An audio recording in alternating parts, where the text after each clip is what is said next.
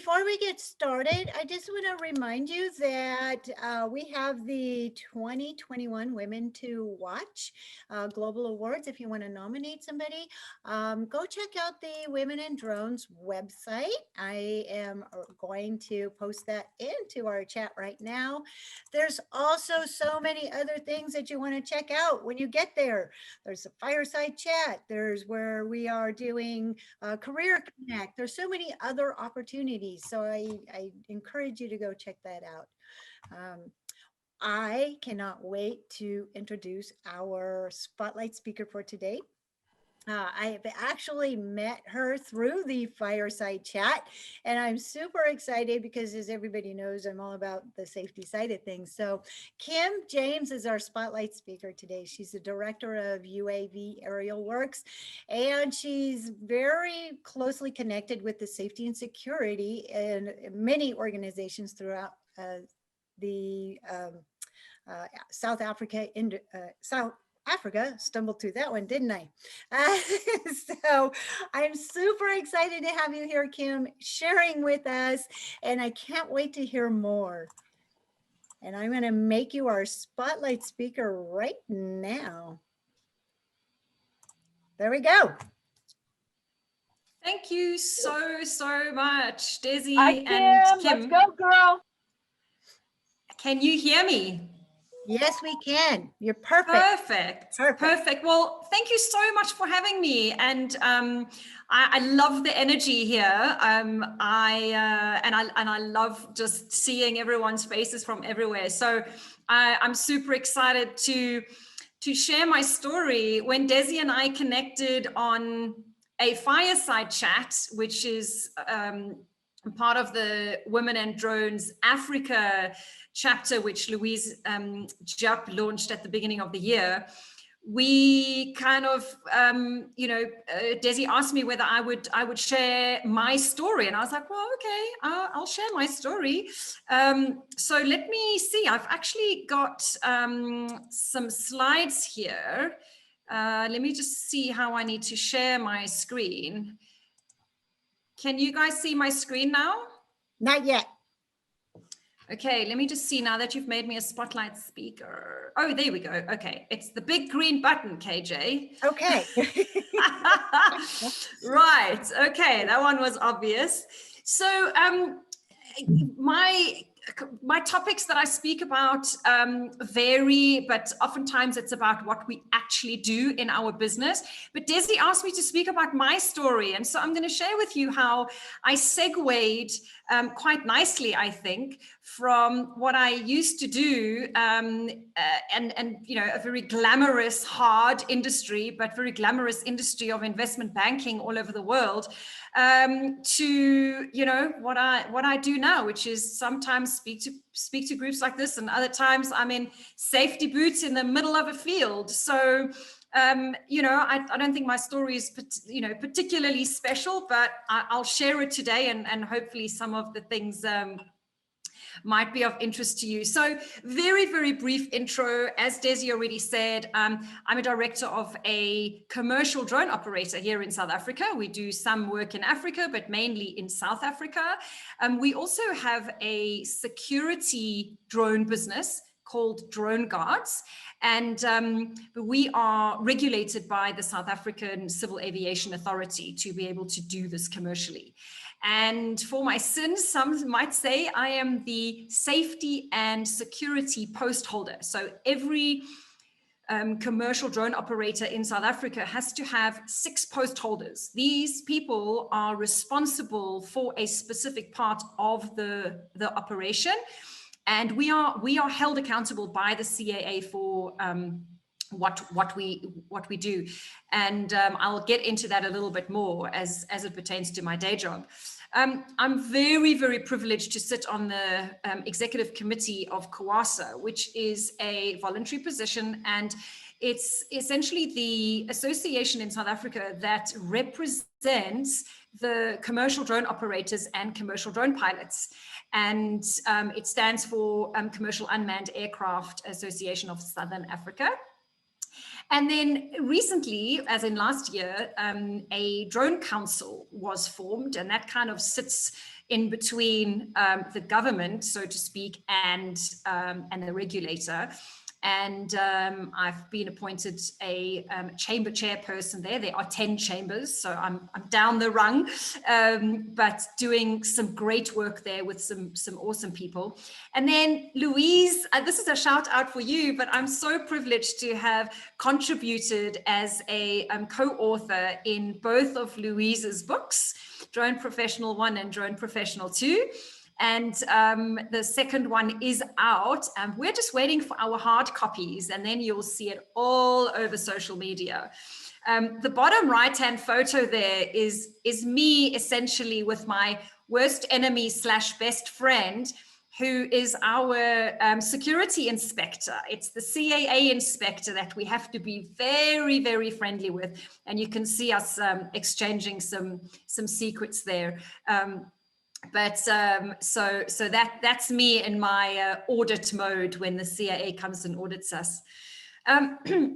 This is a very busy slide, but I actually did this for another presentation. But it basically kind of shows my first career passion and the journey I took in the people business in investment banking. And I had such a fortunate kind of 23 years in building resourcing functions in the likes of Barclays Bank, HSBC, Bank of America, and then a second time round in Bank of America, Merrill Lynch.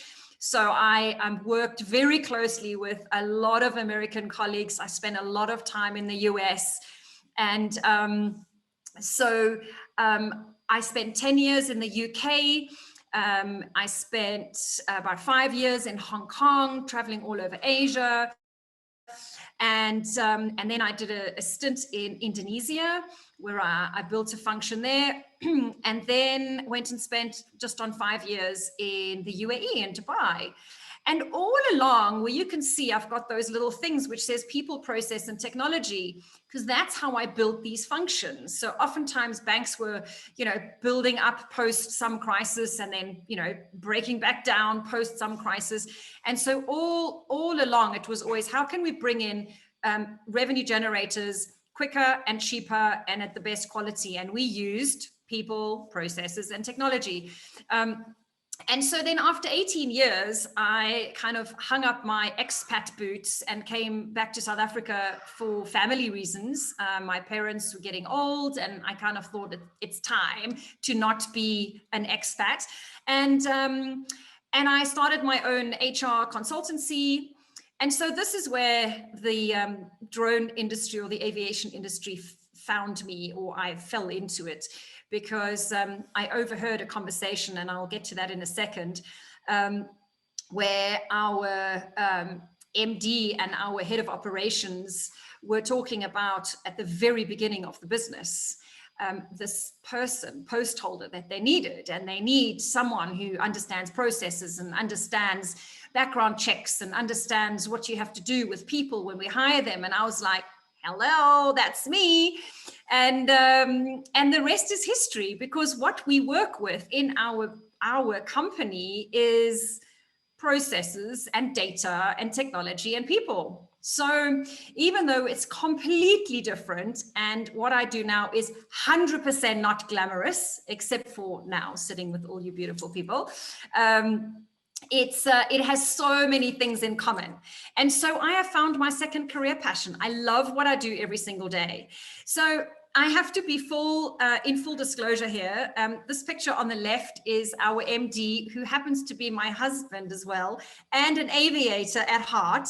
So even before I overheard the conversation about this post holder requirement, we fly on weekends, we fly in and out of game reserves and do very cool things. So I kind of thought aviation was sexy even before I threw my hat in the ring. And then the person on the right is Andre Swart, who is also a director in our company. And he used to be the officer commanding for a squadron in the Air Force. He was a very, very high-ranking officer in our South African Air Force, and they used to patrol our sea borders. So he and I do a lot of the compliance and regulatory stuff in our company, as you can imagine. And our MD, Bertus, is the entrepreneur. So we keep him away from the regulator. Let's just put it that way. Excuse me. So very, very briefly, what drives my day job is really the regulations. So we subscribe as a country to ICAO, and through Parliament and interpretation of international aviation law, the South African Civil Aviation Authority is what regulates all things aviation in South Africa. And we, in the drone industry, operate to Part 101 of the South African Civil Aviation Regulations. And as an operator, we have to do three things. We have to, on an annual basis, apply for and get granted our renewal license to operate, and that's under Part 101. And it means we are an ROC, we're a RPAS operating certificate holder. We also have to have all of our crew licensed. They have to have medicals, and they have to have a radio license, which is the same radio license as any private pilot would have. And all of our drones have to be registered and insured for, obviously, for hull damage, of course, but also for third-party liability. And very, very briefly, so our company's Aerial Works, which is the actual license holder, that's where we do general drone services. So surveys, inspections, we do some work in agriculture. In fact, today we had a team out surveying a post-loss event over a maize field, which has been drowned in water and died, basically. And so it's an insurance post-loss survey. So that's the kind of stuff we do there. And then in Drone Guards, as I said earlier, we do drone security surveillance and advisory. And then we're also, because we have very clever people in our company, that excludes me, but this is where in Sky Robots, we are betting on the future.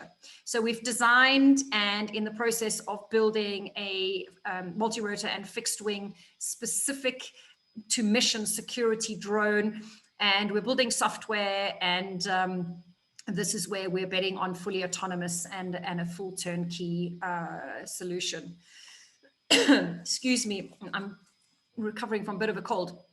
So the other thing that drives my job is three things, and this is what you have to get granted by application by the CAA. So we are approved to fly in controlled airspace, although that frequency is a special rules frequency, but we operate in controlled airspace, we operate at night, and we operate over people, property, and public roads. And that is where my safety and in some instances security hat comes into it. So what do? What's my life? I spin many plates, and I'm kind of starting to put more and more people underneath me, but some of this is just for the love of it. And I was saying to someone today, you know, I need to make sure that at least once in a day I'm doing something that follows the money, because I get so, you know, pulled into my passion into this industry. But first and foremost, top right is, of course, I have to drive and manage our safety management system. And this is all about gathering data. This is about assessing trends of hazards that we see in the field. This is about safety training for our teams. And we often do flights where safety is of utmost importance, like in the city center of town on a rooftop, but we have to fly over roads next to it. And there are a whole lot of microwave towers and lots of interference and C2 loss link, C2 link loss, etc. And the security part is around ensuring that anyone who touches our drone and drones, and this includes cleaners who have access to our hangars. So you can see Part 101 has been pasted over from manned, right? So our drones have to sleep in hangars, that they are fit and proper. So we have to do criminal checks, we have to do background checks, but also the security part is around making sure that our drones are safe, that they don't get stolen, that no one that is not approved has access to them, and also that our people are safe. We often work in areas where the team has to stand, exposed with very expensive equipment. So we have to make sure that they are actually safe. So we often have security detail with us. And of course, our people. So managing that whole system to make sure that everyone's dangerous goods certificates and aviation security certificates are up to date, that their medicals are up to date, that their RPL licenses are up to date, etc. And then, of course, we're heading into a audit again. It happens so quickly. Annually comes around very fast. And so now we're just drowning in paperwork at the moment, because CAA wants to see flight folios, wants to see battery logs, wants to see everything you can imagine. And then I do some marketing. I don't know why. I call it the social mafia. I love what we do on social media. I love the information that we can share. I often get pulled into clients for presentations, and I do training on clients. And of course, that's always, kind of upselling too. And then, this is where my kind of passion comes in, and that's serving. And as I said, I sit on some executive committees and the council. And then, of course, it goes without saying that since I've discovered Women and Drones and our fireside chats, the networking that is happening in Africa, but also globally for us women, but everybody, is just so incredible. I didn't see that in the beginning, a few years ago. And the sharing and the willingness to learn, but also to share is just so grand. So, I could be sitting in any one of these bubbles, tomorrow or the next day, and that's what makes my job so exciting. So this is kind of the paperwork that I live in and drown in. This can be anything from, as I said, going to the Civil Aviation Authority, collecting new pilot books, to teaching on site, to doing safety awareness training, to reviewing a hazard form, etc. To working on a rooftop, to being in 40-degree C heat in fire retardant PPE wear on a site where we're doing a safety assessment, or a cornfield where insects are bugging us, doing safety assessments there. And we have a lot of fun as well, as you can see, trying to look for shade under an implement hanger. And then in between, I have the privilege of speaking at conferences and sharing what we do and writing in these, little books that happen to be so awesome. That's a shout out for you again, Louise. And these are my favorite photos, because these kind of show, the least glam side of my job. And in the beginning, doing night shifts with some of our security clients and their security detail, and then sometimes standing with police officers, and sort of the bottom left photograph, private security officers protecting us when we're working. I kind of thought, if my friends and ex-colleagues and ex-bosses had to see me, that I used to work with in the banks, had to see me doing this, I would just die a million deaths. And then at some point, I just thought, you know what, you just got to own this, because this is way cooler than sitting behind a desk, being barked at by some senior person. And that was a joke, by the way, that didn't happen. But, top left is some very cool work we're doing at the moment, where we're integrating drone technology into law enforcement and public safety agencies.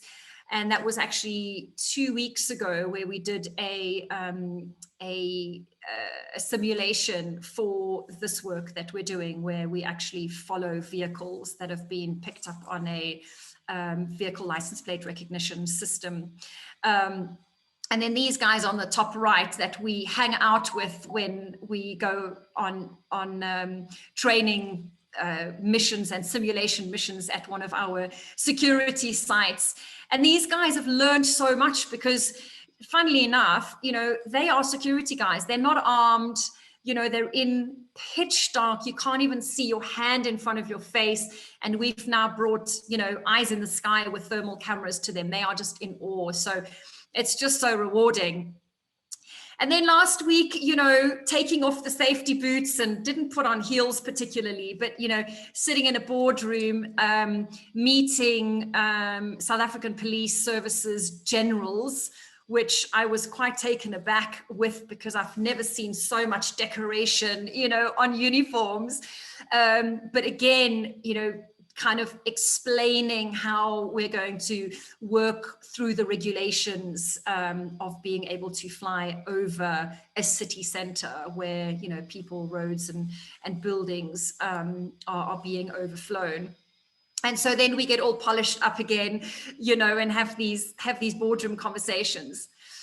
And then, the hazards of the job in Africa. I cannot share with you how much excitement and scary moments we have had. So that is my car at the back of a lodge where we were doing security, and the car got crunched by an elephant. So that beautiful little juvenile actually put some elephant graffiti on my car. So the bottom left is just one little aspect, but it basically had to have a whole panel refit. So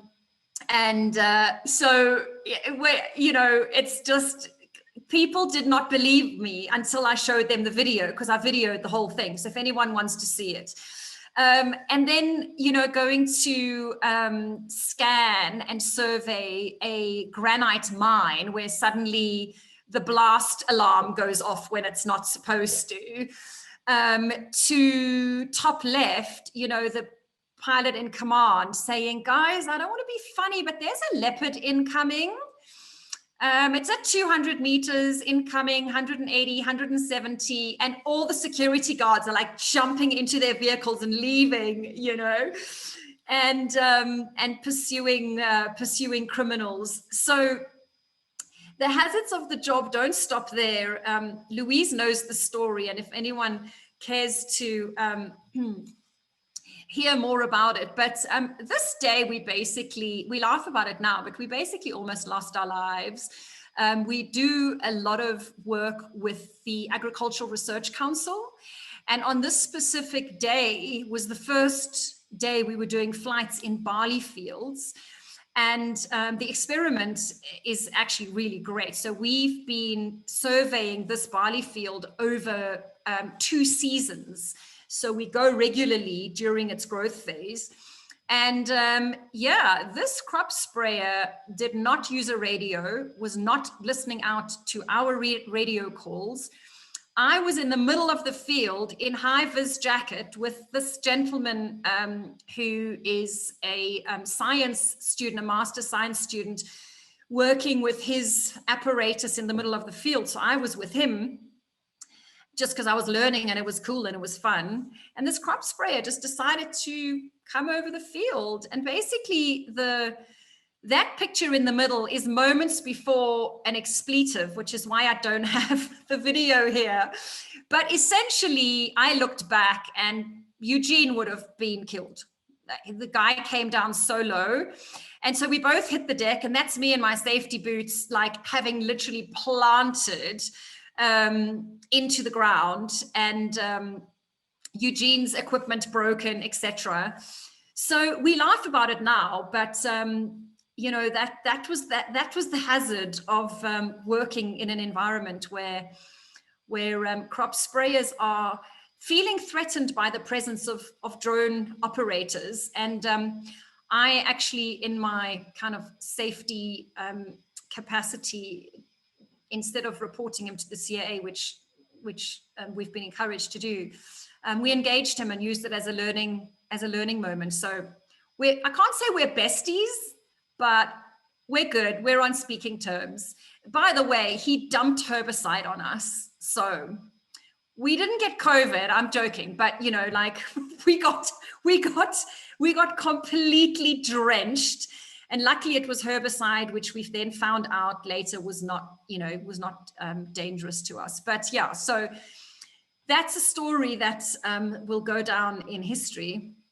I'm not sure of time, Desi, but essentially that's kind of, enough about me. But this is just a picture of me at the top of a mountain in the UAE. And my motto being my limit is beyond the sky. And when people tell me about wanting to change careers or, how to get into something new or, how do you get into the drone industry? I just say, don't limit yourself, do what you need to do. And, make it yours, make yours too. And that is it. That's my story. I'm hoping that some of that made sense and that my pictures said some words, and I'm happy to answer any questions. Well, thank you. That was JJ, I love it. Yes, that was great. And look, the comments coming in. Brilliant journey. That was great. Thank you. So, okay. I do have a question, but first I want to circle back to that safety issue that you had. You said you had your safety gear on and everything. Did he not see you down there? So apparently he did. Later he said he did, but he didn't know that we use radios, which is not true because everyone should use radios. And we did use our radio, and we spoke to, other crop sprayers that were in the area all morning. And I think just from what we understand from that community, that guy is quite gung-ho. They call him the cowboy. And he probably just thought he was going to give us a fright, which, he did give us a fright, and he really almost took our heads off. So, yeah. I think crop sprayers kind of, from movies I've seen and stuff, they kind of have that reputation anyway. Mm-hmm. One doesn't want to generalize, but apparently they do. I know, but they tend to have that, that reputation. And I'm not a generalized, but I mean, when I think of a crop sprayer, and when you said that, I didn't think about it until you said that. I'm like, yeah, there's some renegades, there's some rebels in there, Yep. I'll speak generally. I've got my wife's cousin was a crop sprayer. There's something wrong with all those people. You don't fly under. You don't fly under the power lines. I'm sorry. That's right. No. 100%. 100%. They do fly low, so they do have some. Yeah. They do have some rowdiness about them. Yes, they're phenomenal pilots. Don't get me wrong, but there's something wrong with every single one of them. Just kind of like our FPV buddies, You have to have need for thrill seeking. Yes. That's right. That's right. So I have a quick question. I know we're coming up on our time here, but you had, being in the regulation side, you had talked about you have to meet 3 qualifications. You have to have the renewal every year. You do the crew has to have their license, and they have to have a medical. And then you have to prove that your aircraft has been insured and registered. Is a lot of this done online, or is there a specific training procedure that has to be in place? Good question. So the regulator has their systems. I have no idea how online it is, but our proof that we have all of this in place is definitely not online. So we drown in paperwork. Everything we do is, go and collect a registration card. So if you were to, as a commercial airline, register a Boeing, that certificate that you get is the same certificate we get for any of our fleet. And so then they email you and they say, come and get your certificate. And then you drive to the CAA and you go, wait. And then they say it's not ready. And then you smile and wave. Yeah. So it's definitely not online. Gotcha. I know the FAA had something similar years and years and years ago where we had to get that N number or a tail number and go through this whole paper process on some of them. And so I'm very glad we've evolved from that. Yeah, so look, I mean, and all of our aircraft have to have tail numbers, stickers. They have to be specifically placed in certain strategic areas so you can see them from the top, from the bottom, and from each side. And the aircraft also has to have a fireproof plate with an engraved tail number on it that has to be stuck to the aircraft so that if in a crash and a fire, the only thing that's left is that plate that they can see what aircraft it is. Wow. Yep. So, does anybody have any questions that they would like to unmic and ask about along the lines of safety or just her journey in general, because it's pretty impressive? and Kim, when's your next visit to the States? Oh, I wish, but now know, where to go? You guys are all over the place. Where would I even come? You can come to Philly. Well, you come to Philly and then you and I will go out to San Diego together. Done. And stop by Colorado on the way. Oh, you see my problem. I used to go to New York often, Boston. I've got people everywhere. So, but it's on the cards. Let's just get the Rona over and done with. And then that's right. Yep. I'm in. I'm in. Well, I'm looking forward to it. I can't wait. Too. Yeah. Oh, we're in. We're totally in. Let's go for sure. All right. Well, Kim, we thank you so much for sharing your story and just the whole safety side of things, giving us some new insight to the rules and regulations. And so fun story. So do you mind putting your information, your contact information into the chat? So if anybody wanted to reach out to you, they have a way to reach out. I will do that. And thank you so much for having me. I really appreciate it. That kind of wraps it up.